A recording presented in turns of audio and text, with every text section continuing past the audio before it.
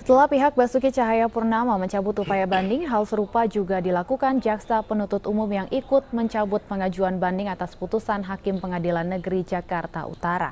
Atas pencabutan upaya banding dari kedua pihak itu, secara otomatis vonis Hakim Pengadilan Negeri Jakarta Utara sudah berkekuatan hukum tetap atau inkrah.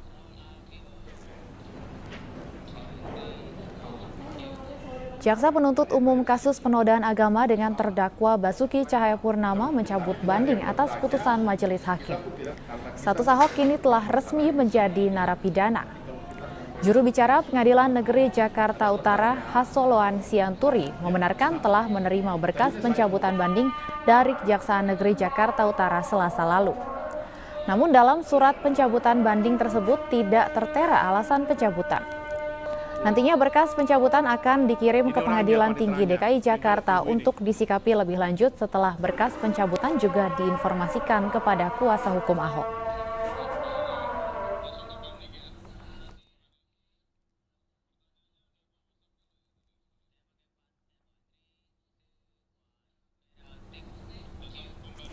Ya, pemirsa, untuk membahas lebih lanjut terkait dengan pencabutan banding dari vonis Ahok 2 tahun dari Pengadilan DKI Jakarta. Saat ini kami juga akan kembali berbincang bersama dengan Pak Nikolai Aprilido.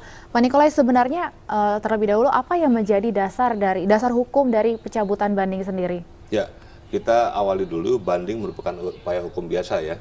Dan banding itu diatur dalam dasar hukumnya adalah pasal 67 KUHP, yaitu terdakwa atau penuntut umum berhak meminta banding terhadap putusan pengadilan tingkat pertama kecuali terhadap putusan bebas.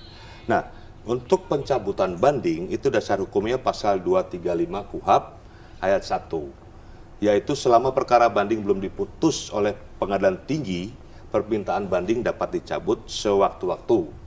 Dan dalam hal sudah dicabut, permintaan banding dalam perkara itu tidak boleh diajukan lagi. Jadi kalau sudah dicabut, tidak boleh lagi diajukan lagi. Itu ayat 1. Ayat 2-nya, apabila perkara telah dimulai diperiksa akan tetapi belum diputus, sedangkan sementara itu pemohon mencabut permintaan bandingnya, maka pemohon dibebani biaya perkara yang telah dikeluarkan oleh pengadilan tinggi hingga saat pencabutannya. Nah, untuk pencabutan ini harus ada standar operasional prosedur. Jadi tidak bisa serta-merta dicabut. Nah, standar operasional prosedur pencabutan permohonan banding itu dasar hukumnya pertama Undang-Undang Nomor 8 Tahun 81 tentang hukum acara pidana. Yang kedua, buku kedua edisi Mahkamah Agung RI tentang pelaksanaan tugas dan administrasi pengadilan. Yang ketiga, Undang-Undang Nomor 49 Tahun 2009 tentang perubahan kedua atas Undang-Undang Nomor 2 Tahun 1986 tentang peradilan umum. Itu SOP-nya harus dipenuhi. Terus yang keempat atau kelima, yang keempat adalah Peraturan Mahkamah Agung Nomor 7 Tahun 2015 tentang organisasi dan tata kerja, kepanitiaan dan kesekretariat peradilan. Dan yang kelima adalah Peraturan Sekretaris Mahkamah Agung Nomor 2 tentang SOP. Nah, tata cara pencabutan ini melalui kepaniteraan pengadilan negeri, yaitu pertama, pengadilan negeri menerima dan memeriksa permohonan pencabutan banding. Kemudian membuat akta pencabutan pernyataan banding. Harus ada aktanya, pernyataan pencabutan banding. Yang ketiga, koreksi dan paraf akta pencabutan pernyataan banding itu sendiri. Kemudian 4, menandatangani akta pencabutan pernyataan banding bersama pemohon. Yang kelima, mengirim akta pernyataan pencabutan permohonan banding ke pengadilan tinggi. Yang keenam, memberitahukan akta pernyataan pencabutan permohonan banding kepada terbanding. Kalau jaksa banding, dia harus memberitahukan kepada Ahok. Nah, kalau Ahok banding harus memberitahukan kepada jaksa. Ya kan? Yang ketujuh adalah mencatat dalam register induk dan SIP, SIPP, serta mengarsipkan akta pernyataan pencabutan banding, permohonan banding dalam berkas perkara. Kemudian baru dikirimkan ke pengadilan tinggi. Nah, setelah itu pengadilan tinggi mempelajari permohonan pernyataan pencabutan banding itu, mempelajari. Setelah mempelajari, kemudian apabila pengadilan tinggi sepakat dengan apa yang dikatakan diajukan oleh pemohon untuk pencabutan banding ini, maka pengadilan tinggi itu mengeluarkan satu penetapan pencabutan banding. Baik, dengan adanya pencabutan banding ini, apa yang akan menjadi konsekuensi hukum? Ya, pertama konsekuensi hukumnya adalah putusan pengadilan tingkat pertama atau pengadilan negeri itu menjadi inkrah. Dalam hal ini putusan sudah mempunyai kekuatan hukum tetap, gitu ya. Yang kedua, pelaksanaan atas putusan pengadilan yang telah berkekuatan hukum tetap itu dilakukan oleh jaksa penuntut umum untuk melakukan eksekusi atas hukuman yang diberikan. Dasar hukumnya adalah pasal 270 KUHP. Kemudian status terdakwa menjadi terpidana. Status terdakwa itu menjadi terpidana dan wajib ditempatkan di lembaga pemasyarakatan. Itu berdasarkan pasal 277 dan 278 KUHP. Jadi tidak lagi ditempatkan di rutan, karena rutan itu adalah tahanan sementara bagi tersangka ataupun terdakwa. Kalau sudah terpidana, wajib ditempatkan di lembaga pemasyarakatan. Kenapa di lembaga pemasyarakatan? Lembaga pemasyarakatan adalah tempat untuk membina setiap narapidana, sehingga setelah dia dibina dan dia keluar dari lapas, dia kembali menjadi masyarakat yang normal dan berakhlak. Itu tujuan utamanya. Dan kemudian terpidana dapat segera mendapatkan remisi. Nah, ini menarik. Pada saat hari raya keagamaan, Lebaran, maupun hari raya kemerdekaan 17 Agustus.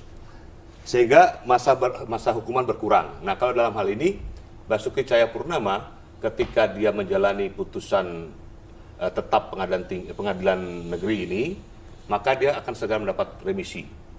Ya, paling-paling Ahok nanti akan menjalani setelah mendapat remisi itu setidak-tidaknya hanya 1,5 tahun dia menjalani hukuman ya. Setelah remisi Lebaran nanti dan remisi 17-an nanti. Nah, kemudian konsekuensi hukum yang lain adalah pengajuan penangguhan penahanan atau pengadaan status penahanan menjadi gugur karena harus tetap menjalani hukumannya di lapas. Ya, jadi setelah menjadi terpidana, pengajuan penangguhan penahanan maupun pengalihan status penahanan itu gugur, tidak lagi berlaku. Gitu. Terus kemudian setelah menjalani hukumannya, maka terpidana dapat mengajukan permohonan pengampunan atau gerasi pada presiden. Baik. Nah, ini menarik. Baik, kita akan bahas lebih lanjut terkait dengan remisi dan pengajuan gerasi ini setelah jeda berikut. Special Report iNews TV akan kembali usai jeda. Dahulu kita akan melihat kondisi di luar Masjid Istiqlal. Apakah para peserta aksi bela Islam sudah berkumpul? Sudah ada rekan kita Feby Artito. Ya, Feby, bagaimana kondisi di Masjid Istiqlal saat ini?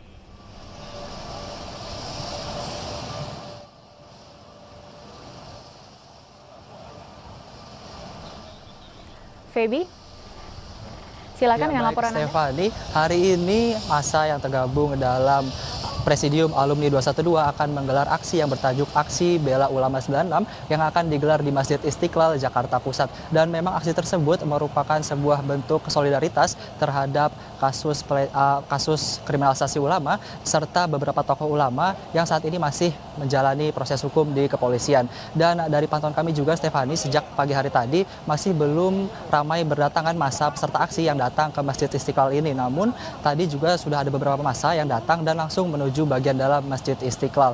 Dan memang aksi Bela Ulama 96 ini baru akan dimulai selepas sholat Jumat nanti dengan beberapa agenda, diantaranya adalah tablik akbar, doa bersama, hingga nanti sholat tarawih berjamaah. Dan juga dari pantauan kami, pengamanan kepolisian juga sudah mulai bersiaga di sekitar Masjid Istiqlal, baik di daerah luar serta di jalan-jalan seperti di depan gereja katedral untuk mengamankan agar massa yang datang nanti tetap tertib dan jalan aksi tetap tertib. Stefani. Baik, terima kasih Feby atas laporan Anda. Ya, pemirsa, kita akan kembali dalam perbincangan kita bersama dengan pengamat hukum Bapak Nikolai Aprilindo. Ya, Pak Nikolai, dengan adanya pencabutan banding ini, kemudian apakah ada upaya hukum lain yang bisa diajukan oleh Basuki Cahayapurnama? Jadi dengan setelah pencabutan banding ini kan putusan menjadi inkrah dan berkekuatan hukum tetap. Berarti upaya hukum lain itu baik berupa kasasi dan PK dan sebagainya sudah tidak ada lagi. Sudah tidak berlaku? Sudah tidak berlaku lagi karena terpidana sudah menerima putusan itu. Sudah menerima berarti dia tidak menggunakan upaya-upaya hukum lain lagi. Baik, tapi tadi ada yang menarik dari konsekuensi hukum terhadap pencabutan banding, artinya bahwa Ahok bisa segera mengajukan remisi dan gerasi, betul seperti itu, Pak? Ya, betul. Jadi remisi itu bisa didapat ketika seseorang sudah menjalani keputusan hukum tetap dan sebagai terpidana. Itu bertepatan dengan sebentar lagi kan Lebaran. kemudian 17-an. Nah, ini terpidana bisa segera mendapatkan itu, remisi itu. Dan itu suatu hak hukum yang diberikan dan dijamin oleh hak asasi manusia diberikan. Artinya jika mendapatkan remisi maka Ahok hanya harus menjalankan paling hukuman tidak ya 1,5 tahun lah, 1,5 tahun. Tetapi nanti apabila dia mengajukan gerasi, nah gerasi ini adalah satu hak prerogatif dari Presiden berdasarkan pasal 14 ayat 1 Undang-Undang Dasar 45, di mana Presiden memberikan gerasi dan rehabilitasi dengan memperhatikan pertimbangan Mahkamah Agung. Jadi sebelum Presiden memberikan gerasi, dia harus meminta pertimbangan Mahkamah Agung dulu, supaya apa yang dilakukan itu tidak menyimpang dari koridor hukum yang ada dan konstitusi yang ada. Nah, kemudian jika kita melihat pasal 2 ayat 1 Undang-Undang Nomor 22 tahun 2002, jadi terhadap putusan pengadilan yang telah memperoleh kekuatan hukum tetap, terpidana dapat mengajukan permohonan gerasi kepada Presiden. Baik. Nah, putusan pemindahan yang dapat diajukan permohonan gerasi kepada Presiden adalah, ini penting, 1. Pidana mati, 2. Pidana penjara seumur hidup, atau pidana penjara paling rendah 2 tahun. Nah, Basuki Cahayapurnama masuk klasifikasi paling rendah 2 tahun, ya kan? Dan permohonan gerasi tersebut hanya dapat dilakukan 1 kali untuk gerasi, 1 kali saja, tidak boleh lebih dari 1 kali. Kita lihat pasal 2 ayat 2 dan pasal 2 ayat 3 Undang-Undang Nomor 5 tahun 2010 tentang perubahan atas Undang-Undang Nomor 22 tahun 2002 tentang gerasi. Baik, Bang Nikolai, langsung boleh kesimpulannya, closing statement kita pada pagi hari ini. Jadi gini, permohonan gerasi ini ada 3, yaitu permohonan gerasi berupa peringanan atau perubahan jenis pidana, pengurangan jumlah pidana, atau penghapusan pelaksanaan pidana. Di mana tergantung Presiden memberikan yang mana dari ketiga ini. Artinya dengan vonis hukum 2 tahun yang dimiliki Ahok, dengan adanya gerasi ini Ahok bisa langsung dibebaskan begitu ya Pak? Ya, dengan kalau dulu gerasi itu kan harus menunggu 1 tahun dulu. 1 tahun menjalani penjara dulu kan, hukuman. Namun dengan adanya putusan MK nomor 107/PUU Gatar 13/2015, maka ketentuan untuk gerasi ini boleh dilakukan kapan saja setelah terpidana menjalani hukuman. Saya kira itu. Terima kasih Pak Nikolai. Ustadz Hasri, closing statement sekaligus mungkin himbauan untuk aksi pada hari ini. Ya, Assalamualaikum warahmatullahi wabarakatuh. Presidium Alumni 212 mengajak sekalian Alumni 212, ayo kita sama-sama sholat Jumat di Masjid Kebanggaan Umat Islam Indonesia Istiqlal, sembari kita berzikir, bertadarus, membaca Al-Quran, dan kita saling bertemu di reuni Akbar 212 sembari menunggu berbuka puasa dan dilanjutkan nanti dengan sholat tarawih. Mudah-mudahan pertemuan silaturahim Akbar ini menjadikan satu alat untuk mempererat lagi silaturahim kita di bulan yang Ramadan penuh keampunan, penuh rahmat dan maghfirah daripada Allah Subhanahu wa taala. Dan terakhir nanti insyaallah kita akan mengadakan musyawarah pimpinan-pimpinan ormas untuk launching satu kepanitiaan, adalah Panitia Nasional Penyambutan Kedatangan Imam Besar Al-Habib Muhammad Rizik Shihab, yang insyaallah dalam waktu beberapa saat lagi, beberapa waktu lagi akan kembali ke Indonesia. Mudah-mudahan insyaallah dengan doa dan zikir ini negeri kita ini aman, damai, tata tentrem, kartara harja, baldatun thayyibatun warabbun ghafur. Demikian. Assalamualaikum warahmatullahi wabarakatuh. Terima kasih Ustadz Hasri, terima kasih Pak Nikolai atas kehadirannya pagi hari ini. Ya pemirsa, tentunya kita berharap aksi Presidium Alumni 212 bisa berjalan dengan tertib dan lancar sesuai dengan yang sudah dikatakan tadi juga oleh Ustadz Hasri Harahap, dan tentunya bisa mencapai tujuannya dengan mendoakan bagi bangsa dan tentunya juga mempererat tali silaturahmi di bulan Ramadan ini. Saya Stephanie Patricia, terima kasih.